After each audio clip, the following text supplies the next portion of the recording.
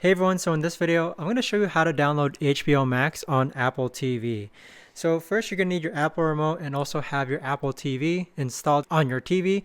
And next you want to scroll down to where it says this search option here. So go ahead and click on search. And then from here, you want to go ahead and click on App Store. And then from here, you want to go ahead and click on where it says apps.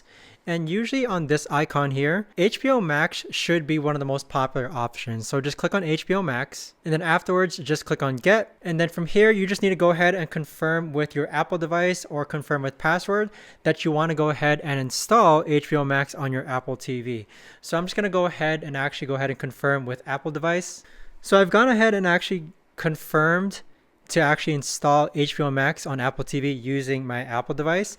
And now when I go ahead and open it, HBO Max is now on my Apple TV. So there you have it, guys. That right there is the best and easiest way that I know of to actually go ahead and install HBO Max on your Apple TV.